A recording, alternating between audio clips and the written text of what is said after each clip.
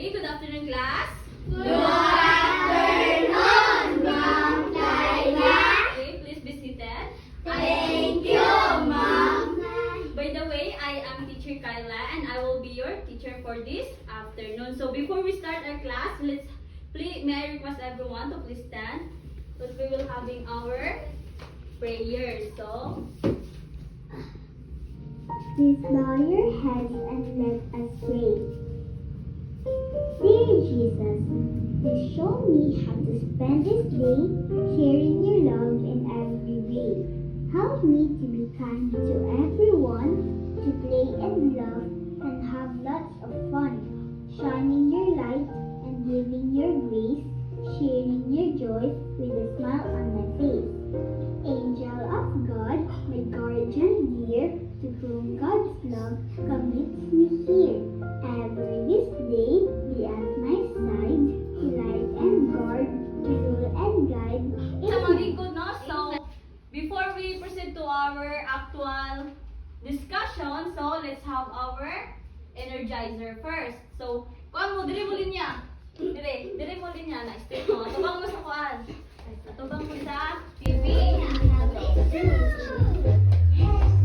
Shoulders, knees and toes, knees and toes.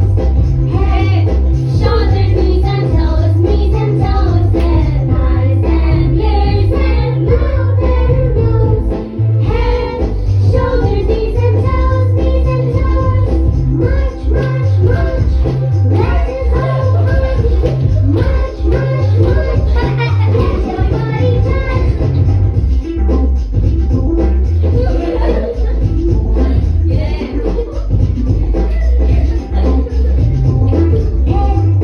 Shoulders, knees and toes, knees and toes. Head, shoulders, knees and toes, knees and toes. Head, eyes and ears and mouth and nose. Head, shoulders, knees and toes, knees and toes. Jump, jump, jump. Let's all Okay, so before we proceed to our proper discussion, let's meet Teacher Alexis and she will going to discuss to you our classroom rules. Good afternoon, class. I am teacher Alexis Shaino Salejas. I am 21 years old and I studied at Philippine College Foundation, which is the PCF. Okay, so good afternoon again, class. Good afternoon, Teacher Alexis. Okay, so please be seated. Thank you, Ma'am. Okay, so for today, I am here to tackle about the classroom rules. Okay, so please be read, everyone. Always be on time. Okay, so the meaning of this is always be on time. Okay, so before you know nga mo sa school, we need to dapat magsayo. Dapat dili late. Okay. So dili dili. Okay, so the second one is the Raise your hand if you want to say something. Okay, so raise your hand if you want to say something. So kani siya no, dapat taas og kamot kung answer. Okay, that's good. Okay, the third one is Be friendly to everyone. okay, so kanino be friendly to everyone, dapat dili mag-away.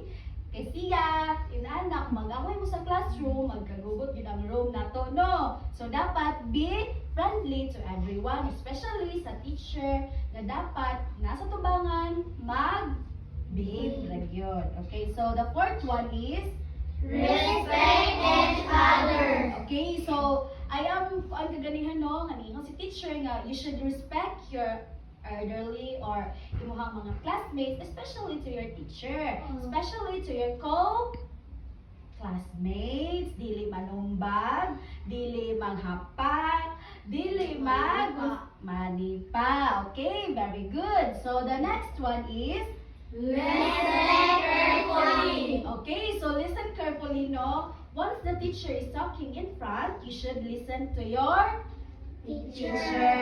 Okay. The next one? Keep quiet. Okay, so keep keep quiet. Keep quiet is do not talk when the teacher is naa sa tubangan. Kung muna siya nga itong mga classroom rules and I want you to dili ninyo na i-obey, dapat inyo niyang sundon para ang atong classroom is pag human atong klase, hinlo, walay away, and so on. So that would be our classroom rules. Okay, hello again class. Hello. And now, let's have a short activity first. And this activity called fill in the blank. So, you must, kung kinsay na ay kuan, kung kinsay kabalo sa unsa ni nga word, please raise your hand kay naadayoy prize nga madawat. So, our first word of the day. Here. Raise your hand if you know the answer. Okay? Honey? Hand. Okay, tama ba? Tama? Tama. Tama! Okay, this is head. So, thank you, honey, and please claim your prize. Okay. Okay, our next word. How about this? Feet. Okay. Miss Dimple, please stand. Feet. Okay, feet ba? Tama? Tama. Tama? Tama. Okay, this word is feet. Okay. Tama. So, here your prize. Thank you. So, next. How about this? Yes, Eunice? Eyes. Eyes. Tama? Tama. Tama. Okay, this is eyes. So, here is your prize. Okay, our next word is, how about this? Yeah, yes? Legs. Legs? Tama ba, legs? Yes, tama. It is legs. So, please claim your prize. Okay, next. Next is, how about this? Yes, honey? Mouth? Tama ba? Tama. Tama. So, tama. This is mouth. So, here, your prize. So, next. Ilan na lang ka-word? Our last 3 words. So, next. How about this? Yes, lovely? Arms. Arms. Tama ba, arms? Tama. Tama. So, this is arms. Okay. Last 2 words. How about this? Yes, Tia?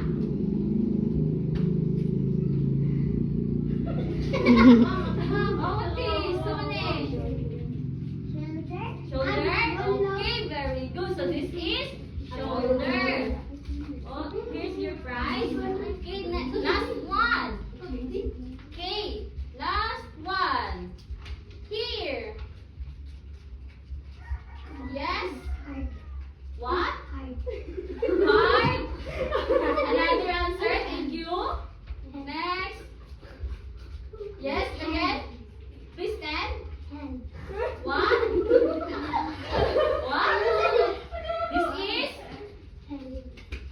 hands. Okay, very good. So this is hands. Yes, this is hands. So now, please quiet everyone. So now, you already have an idea about our discussion today based sa ato ang activity. So now, this is our topic. So please read everyone. Different body parts and their movements. Okay, our topic for this afternoon will be the different body parts and their movements. So first, I will read our objectives. So first, please read everyone. Identify the different parts of the body used in movements. 2, Demonstrate basic movements using different body parts. 3, Value the importance of body coordination and daily activities and physical exercises. okay, thank you. So now, what is body parts and their movements?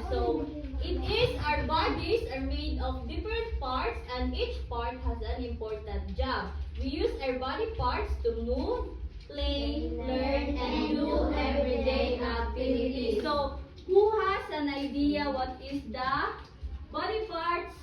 What is the body parts? What's an idea? Give me an example of a body part. Please raise your hand if you have an answer. If you, yes, Dimple? Hand. Okay, so unsay purpose man sa hand? Unsay mabuhat sa hands? Magunitan? Magunitan? Unsay yung magunitan? Okay, sige, thank you. And now let's proceed to our next. Okay, here are the different body parts. First is hand. Okay, It's the top part of the body. The hand can turn, nod, and bend, helping us look around and observe our surroundings. think.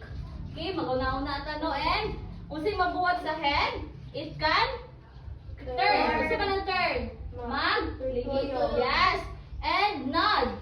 Unsay man ang nod? Nod, nod. This is nod. And tilt. What is tilt? Tilt like this, like that.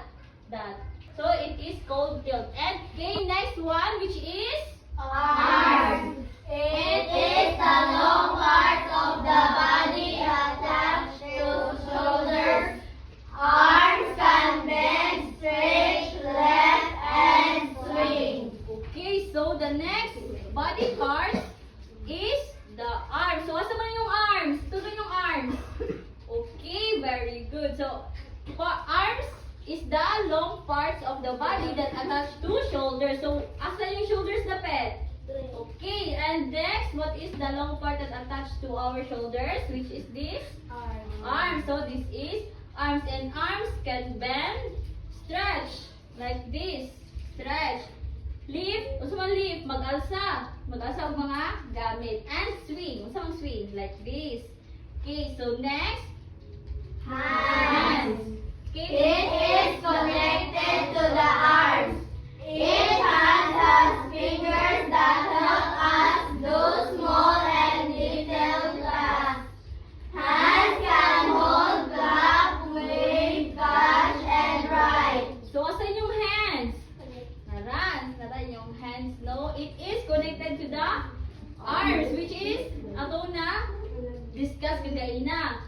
Shoulders, then side connected sa shoulders, the long part, arms, and then hands. Okay, connected sila, no? And each hand has 5 fingers. So we have 2 hands, and each hand has a finger. So how many all of these? 10. Okay, very good. So fingers that helps us do so small and little tasks. So hands can hold. Basta may hindi pwede magkulitan.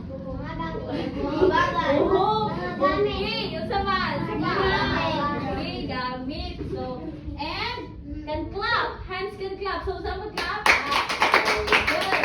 Next, wave. Wave. Bye. Hi. Like that. Okay, next is catch. Catch. So, magsalo. So, magamit itong hands sa pagsalo, no? And the last one is write. So, kasi yung ginagamit pa magsulat? Okay, hands, no? And now, let's proceed to the next one, which is the Legs. The legs are strong body parts used for movement. They help us go from one place to another. Legs can walk, run, jump, kick, and stand. Okay, so ang legs is the strong body parts used for movement. So, pag magliw po sa inyong gamiton, ang legs. So, legs can help us go from one place to another. Saan man? Kisay makaden mo kinaay kuan. How will you move from one place to another? Kisay magkuan, mag-example. Move one place to another. Okay. Lovely, please come here in front. Okay. Please, demo sa ila. How will you move from one place to another? Yes? Okay, very good. Let's clap our hands for Lovely. Good. So, Love, thank you so much. And now, next, Teacher Alexis will going to discuss the next different body parts. Okay, so class, I am here again to discuss about the different body parts. So Teacher Kyla will discuss about the head, arms, hands, and also the legs. So nasa tayo next. Okay, so continuation about the different body parts. So please read everyone. Feet. The feet are located at the bottom of the legs. Each foot helps us stand and walk properly. The feet can step, stomp, and balance. Okay, so the feet are located at the bottom of the leg. So, kisay magka-point asa ang ilahang feet. Okay, go ate, ikaw. Okay, very good. Okay, so, unsay gamit sa atong feet? No. Feet can also help us to walk properly, and the feet can step, stomp, and also to balance. Okay. So, kung wala tayong feet, dili ta makagalaw. Okay, so very good. Okay, so the next one is Eyes. The eyes help us see the world around us. They help us know color, shape, people, and objects. Eyes can look, blink, see, near or far, and follow moving objects. Okay, so the eyes can help us to see the world. Like for example, we can see the light. Okay, we can see the animals. You can see your sister, your brother, and also your mother. Okay, so eyes can use for blink. Okay, so kasi makademo, be kung unsaon pag-use ang eyes. Okay, sige ate, ikaw, come here in front. Sige na, stand up na. Sige na. Sige na, stand up na. Sige na, stand up na. You have a prize dayon. Come here na. Sige na, dali na. Sige na. Dali, maulaw ka na. Sige na, maulaw. Sige, kamo duha. Sige, kamo duha. O, sige, kamo. O, saan pag-blink ha? Sige, show sa mga classmates. Okay, sige. 1, 2, 3, go. Okay, that one. Okay, so inana, no? Pag-blink sa atong mga eyes. So, nara ang prize.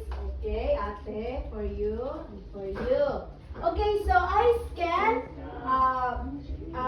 makakita kita no into the near. Pwede na like for example, when we sight by using our eyes, we should see the clouds and anything. So, have you experienced that? No. Can you have an complete eyes? Okay, so mouth. Okay, so everyone. The mouth helps us eat, drink, and speak. Inside the mouth are the teeth and tongue, which help us chew food and pronounce words. Okay, so the mouth can help us to speak, to eat, to what? To drink, and what? Okay, the pronounce. For example, you have to drink a milk. You have to drink a milk, you have to drink a water, and you have to eat no by using your what? Mouth. Okay. So the mouth help us eat, drink, and speak. What is inside the mouth? Okay, ate, go. Teeth. Very good. Clap your hands, everyone. Okay. So the next one is unsa? Okay, ate. Okay, very good. Clap your hands. Okay. So there's a lot of kanang magamit nato sa ato ang mouth, no? Mag-drink, mag-eat, and so on. Okay, so let's proceed the next one. Okay. Shoulders. The shoulder connect the arms to the body. They allow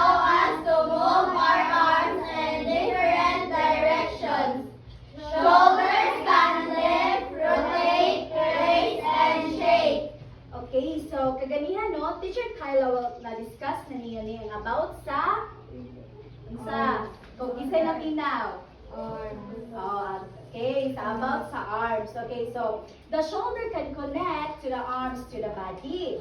They allow us to move our arms and different directions. We can use this to point this one. We can point into left hand or the right hand. Okay, so the shoulders can, Right.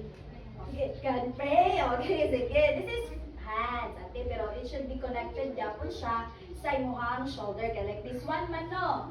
And ato shoulder, we can move this into like this, like that.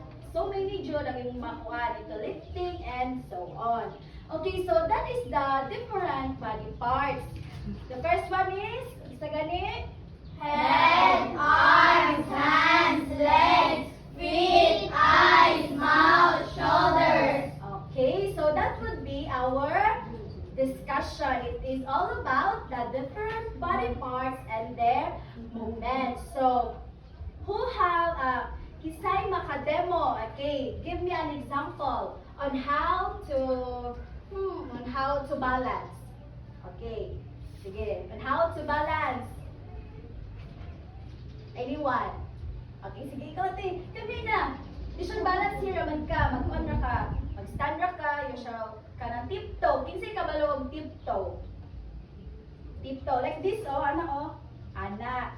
This should be parts of the balance. It is part of the foot or it should be the feet na to. No, muna siya ang ato muna siya ang sa part of the feet ang tiptoe. Okay, so sa eyes, give me an example kung sa inyo ang mga nakita or mga na eyes, inyong mga na eye sighting. Okay, so what? Please, go on, raise your hand. Okay, sige. Sige, unsa? Kuya, ikaw. By using your eyes, unsa imong makita? Go. Unsa imong makita? Papel. Ano sa pa? Kahoy. Kahoy. Unsa pa? TV. Oh, daghan kayo kag magamit sa eyes. Okay? So, daw sa mouth food, unsa man, example of mouth, unsa pa man ang mga kuan nimo nga mga kuan sa mouth? Go. Mag-speak, mag-eat, mag-drink. Oh, wala na siya no kay dili mo pud na to pwede nga i-use ang mouth to unsa? To sulat, di ba? Kaya ang hands ron gyud ang kuan sa ato nga maka-write ta. Okay, so that would be all our discussion for today. So, umana mo sa atong lesson. So, we have me and Teacher Kyla prepared an activity. So, I want you to all to be okay, kailangan mag-participate. Okay, so wait lang ha, kaya ko yung pang wondering activity. Then, dapat mag-answer yun, no? The function of the wave or lift. Okay, so ahaman dire ang wave and lift. Okay, so call na ko si ate. Ikaw, bibi. Dali, asa mo name? Ha? Okay, Althea. Asa man dire ang wave, mag-ana, mag-wave, o mag-lift. Okay, ahaman dire. Point that one way. Bira. Okay, very good. Okay, clap your hands, class. Okay. Okay, so the next one is shrug up and down. Okay, shrug up and down. Okay, sige ate. Ahaman diri ang shrug up and down. Okay, ahaman diri sa mga pictures. Okay, that one. Very good. Clap your hands, class.